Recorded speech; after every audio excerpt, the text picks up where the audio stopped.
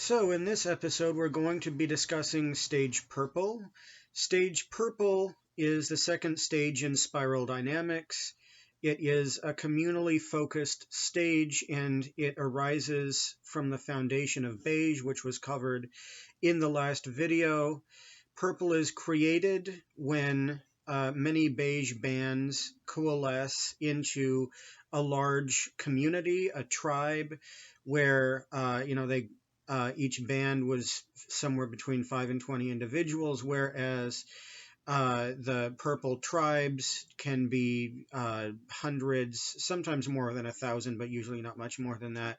But much larger, whatever the case. It's a real, actual community with various different roles: hunting, for making, hut making, and um, uh, there's other ones I can't think of, but I think you get the idea. There's actual different roles that people have.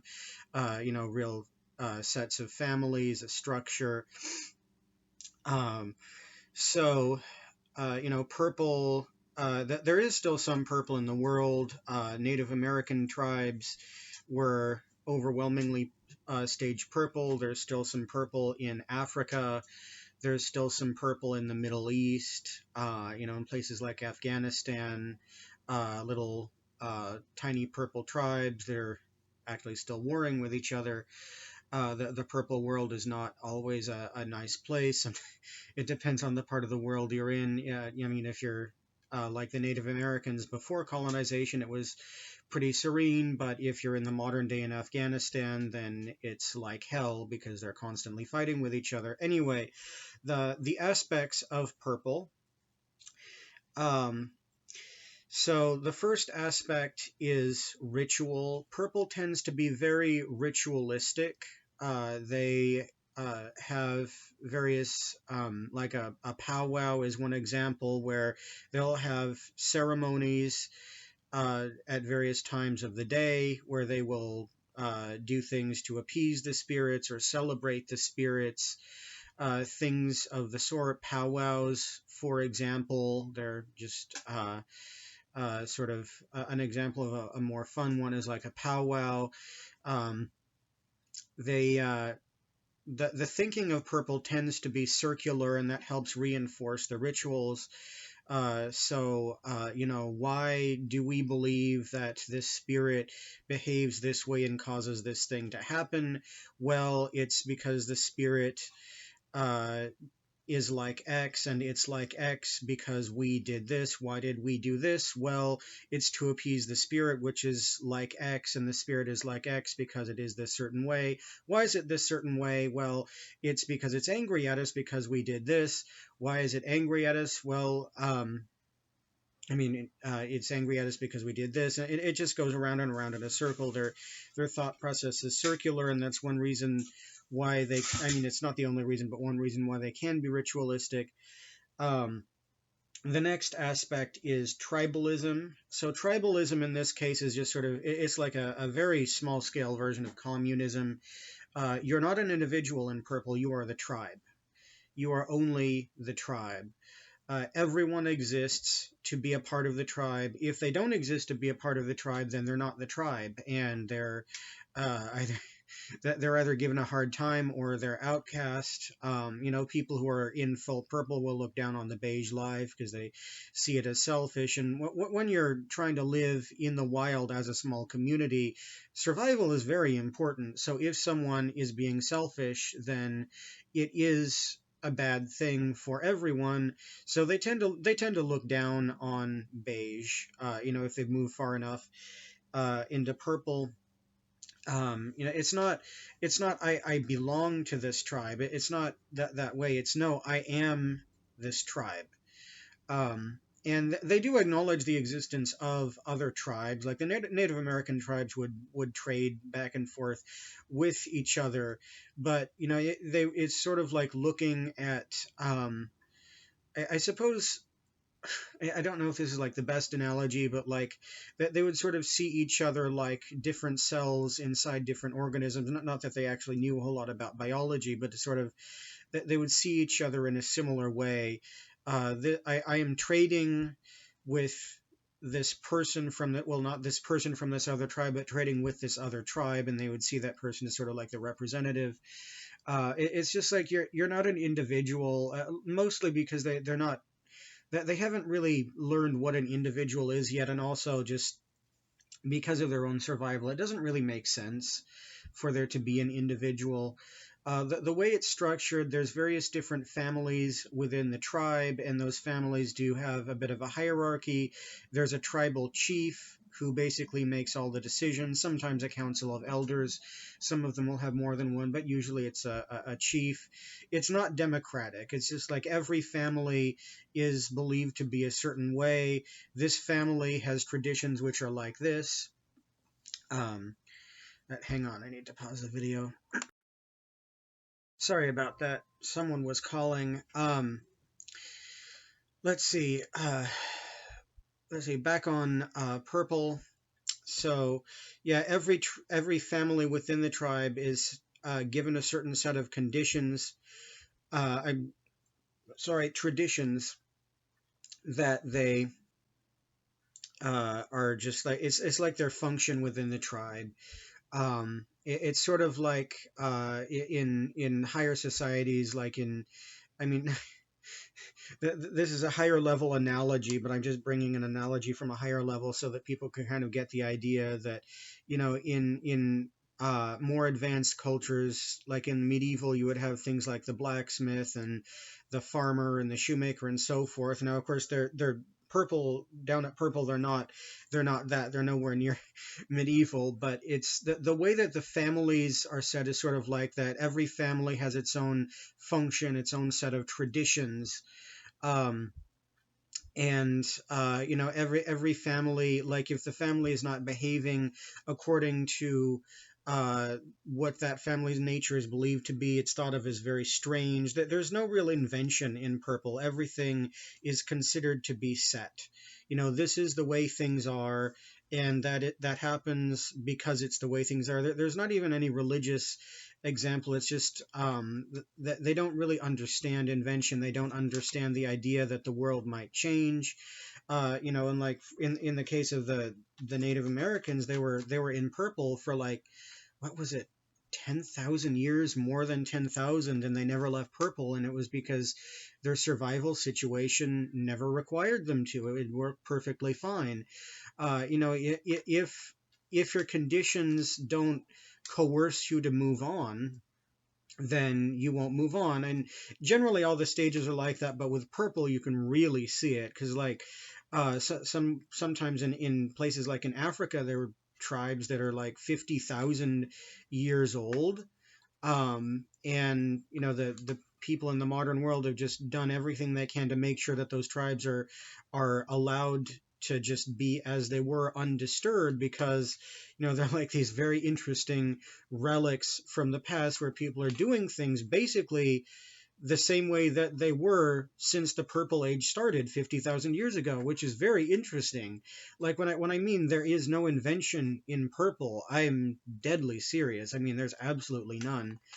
And unfortunately, this is one reason why they were so vulnerable to colonization, is because they had no idea what was going on. They had no idea that there were these other places in the world with other technology, that there even could be such a thing as technology, and they had no way of fighting back. And it's really terrible. This is why it's important to evolve. This is why it's important to move on. As often as people like to take a huge dump on stage red for its brutality, sometimes a little bit of red can go a long way. It all depends on the situation. Yeah. So the next aspect in purple is animism, and by animism I just mean that they have a magical thinking. They ascribe magic and spirits to basically everything they see. It's sort of like in children, the way that children perceive the world. Everything is fantastical, and that's because when you're so young, it is fantastical. And I'm not trying to belittle purple in this sense. I'm just With stage purple, they developed enough to be in that state, but then they never moved any further than that. Not because of their capacity, everyone actually has the same capacity to be as high as they can, but their situation never required them to evolve further. They never grew up more. And because of that, the purple tribes had an animistic way of thinking. Everything is alive, everything is the spirits. The spirits are both good and bad.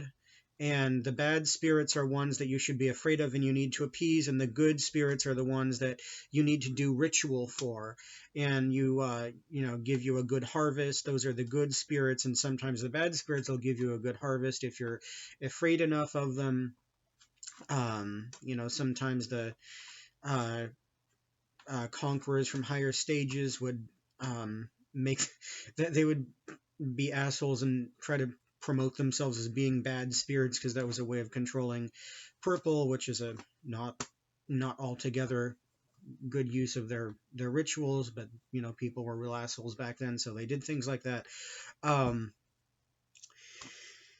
uh Everything, it's all magical. They believe in like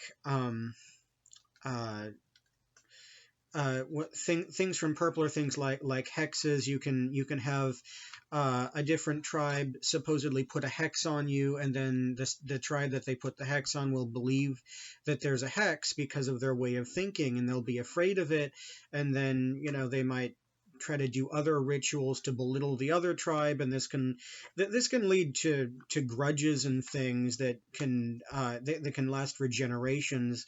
When a purple tribe feels like it's been insulted in a ritualistic way by another tribe, or even not necessarily rituals, but just like stealing. If someone steals someone's goat or kills someone in one tribe by accident, then that tribe will remember that, and then the descendants from that tribe will develop a grudge and develop myths around that action, and hate the other tribe. And this can go on for a very long time, many generations. They'll just decide to hate each other for very simplistic, shallow reasons. And um, yeah, when you're as low as purple, it's really hard to let go of things. Everything has significance, every little thing, and they believe that because there's no way that they could know it doesn't have significance. And since they're so survival focused, since they're communal tribe, you have to believe everything's important, because if something goes wrong, any tiny little detail in your survival goes wrong, it can kill you, it can potentially kill the entire tribe. This is why they think this way. And it has a survival aspect that can be constructive for survival, but as I just mentioned, there are negative aspects to it, such as when they decide to hate each other for hundreds of years because of one simple little act. So the next aspect is family. So family means that just family is everything in purple. There's a certain love and caring in purple. It's not the like love everything kind of love that you see in liberals or anything. By this I just mean it's the very small scale, very very tight bond kind of love. Everyone in a purple tribe is very tightly bonded with each other. Everyone knows everyone else. Everyone respects everyone else in the tribe. They're very loving. They can be very loving, very sweet. Of course, that doesn't usually go beyond the tribe. Outside the tribe, that impulse turns off, but they can be very loving within the tribe. The family unit belief in family is something that's very very deep and very dear in basically every human that's ever lived, because purple is close to the center. We develop it when we're a small child. So the final aspect for purple is omens, and basically that just means superstition. There's superstitions put on basically everything. There's beliefs. I have to do this certain thing because if I don't, then the spirits will be angry. I have to, if I have to. The way I choose a husband is by plucking petals off a flower and cycling through the different functions my husband might have. Farmer, soldier, spy, tinkerer, farmer, soldier, and well, whatever the last flower is, that's the function that my husband in the future will have, and they'll go on believing things like that. And uh, don't let black cats cross your path because it's bad luck. Don't walk under ladders because it's bad luck. Um, uh, believing you have to do some action a certain amount of times, otherwise bad things will befall you. Uh, Believing that you should do a certain other kind of thing a certain number of times, and then good things will befall you. Um, that kind of thing. This is the magical thinking, basically. Let's see. Oh, one thing about animism that I forgot to mention is like I should give some examples of animism. So now we're moving back to animism because there's some. I just wanted to give some examples of things like the uh like in European tribes like the Picts, for example, and not just the Picts, but just generally purple tribes like in Scotland and stuff. You had, spirits like fairies and trolls, goblins, spriggans. Those are all examples of things that come from purple stories. Uh, you know, People who believe in fairies and stuff. People who Santa Claus. Santa Claus is another example of purple spirits, just because of the way people believe in it. I mean, it's something that is kind of reinforced by blue Santa Claus, but when small children believe it is sort of this purplish thing because they see him in a similar way to a spirit, and they think that he goes to every single person in the entire world in one night delivering presents, this one guy, and things like that. In other types of stuff outside of Europe, there's nature spirits, um, like, oh gosh, there's so many examples. There's the spirits in ancient Asian cultures that are the sort of like demon portrayals of things. There's all many there's one religion in I think Japan where there was like 5,000 different entities that they had. Um, I can't remember the name of it, but there was in purple Japan that they had literally thousands of different spirits that they believed in. It was called the 5,000. I think they just called it the 5,000 spirits or something. I'm sure you can look it up. I wish I could remember the name, but I just forgot. So yeah, like the spirits are literally everywhere when you're purple. Let's see, I need to take another break. I need to use the restroom. um, so, let's see, where were we? So how does purple sustain itself? Well, the purple survival situation is just a relatively large community, large meaning a few hundreds or 1,000, that is just in the wild by itself, and usually it sustains itself fairly well. Purple tends to have a rather lax life. It's very easygoing. There's lots of playing, lots of people just sitting around because they can just, there's more people in the tribe than they actually have things that need to be done. It tends to be a relatively low conscientiousness, kind of like conscientiousness in the sense of being hardworking. I mean, they can be hardworking. Sometimes they are focused, but my point is that it's not as important in purple just because it's not really needed. Their survival situation doesn't call for it. And this is something that got criticized for by the people who colonized, because people who come from civilizations that are red and blue, which tend to be much more hardworking, that they didn't understand purple, didn't understand why all these people were sitting around, called them lazy and things like this, because they just made no attempt to actually understand what was going on. Um, and like I mentioned before, like there's no real invention in purple just because there doesn't need to be. That if you don't need to evolve, then you won't. And that's something that's generally true for all of the stages. Although as you go higher and higher, you become more and more aware of this. Like in some days or weeks, I'll be talking about orange, and orange is like the exact opposite of purple. It's all progress, all the time, all invention, just like the world we live in right now, currently in the U.S. But anyway, back on purple. Um, Purple, it's just it can exist for 50,000 years, probably more.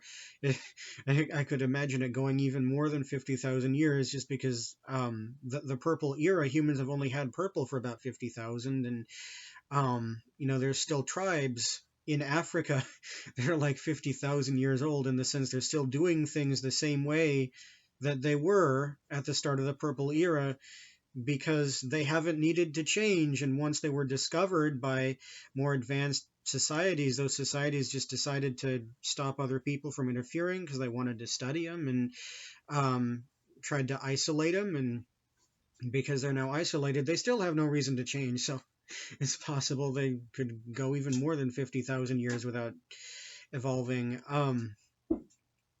So it sustains itself really well. It does. And that cat in the background is Mighty, for in case you were wondering, on top of the bookshelf, who is, I don't know what stage she is. Anyway, back on purple. Um, so the constructive uses of purple. Constructive is when you have a small community and you want very tight bonds between everyone. Everyone knows everyone else. It's very sweet, very loving. It's like everyone, when they're actually in purple, everyone enjoys being in purple. It's a wonderful experience. It feels really great until red happens, and then it's not so great anymore. But we'll be crossing that bridge when I come to it. But while you're before other things happen, it's just like it's a serene experience. I mean, there is suffering and death, just like there is in any stage. Sometimes they do have hard times, and I'm not talking about colonization yet. I'm just talking about before that, like when the Native Americans were just living in what would be the United States just by themselves. It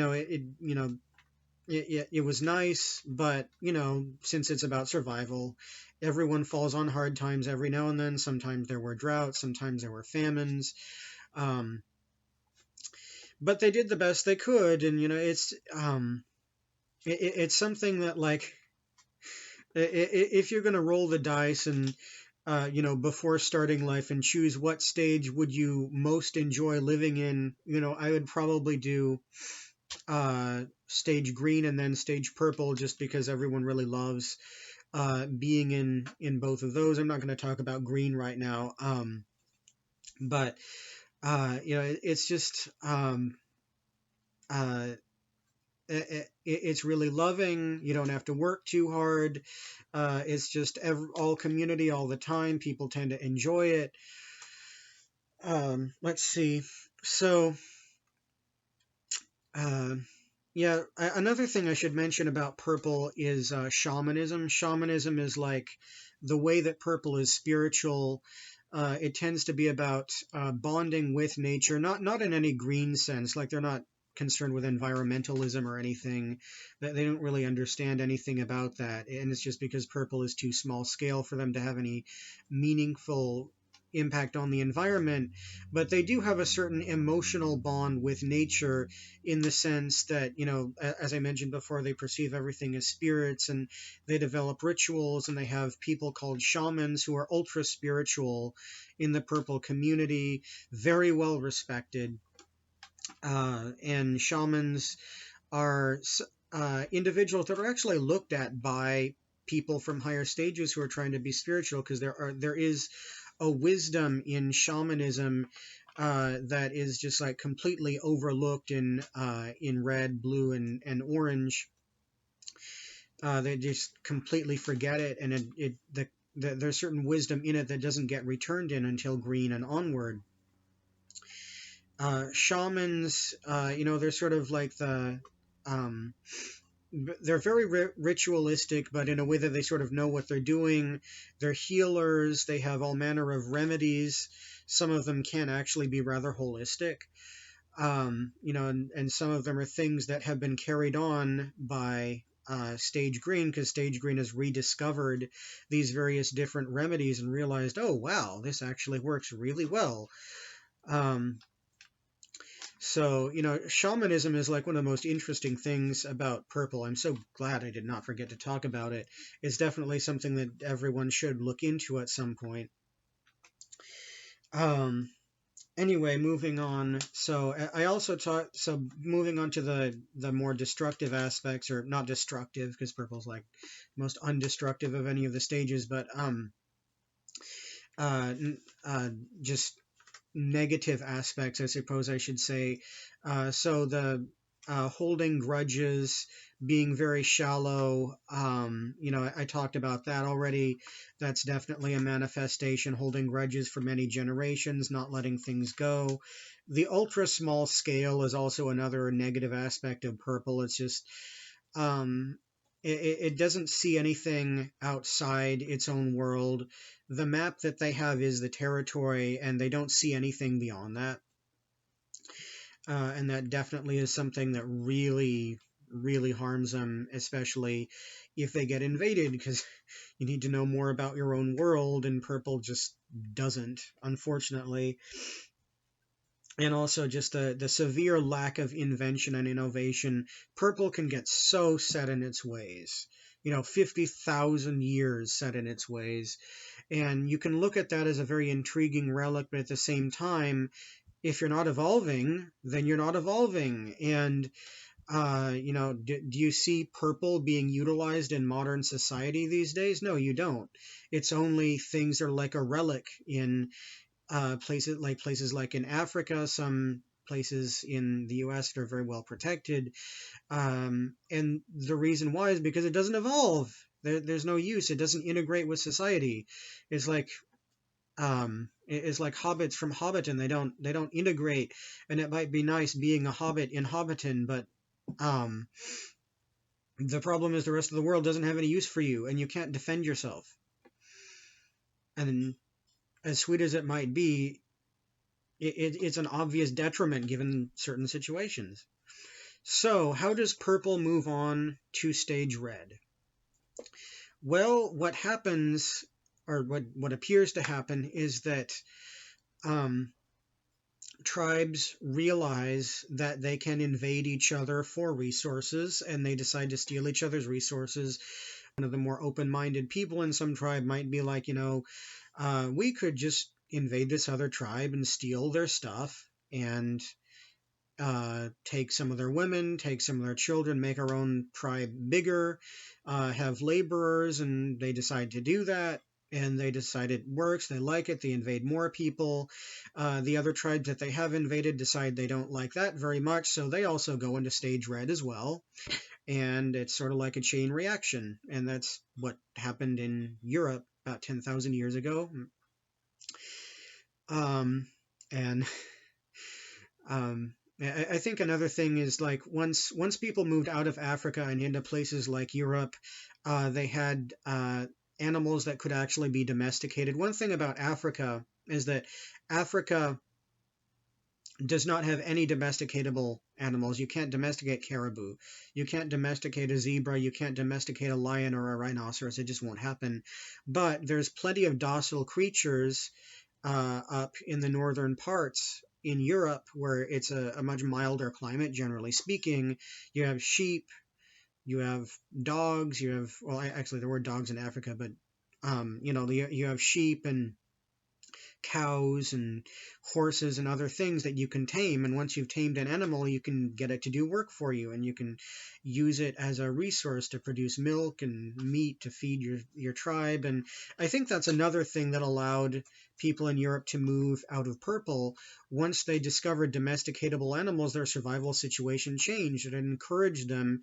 They realized they could become bigger in one way, and once they did that. They invaded other tribes. Other tribes decided they didn't like being invaded, realized they had to defend themselves, and then they went into red as well. And one thing led to another, and you had little tiny red empires that were invading each other, taking slaves, destroying each other, and then the red era happened, and I will be talking about that in the next video.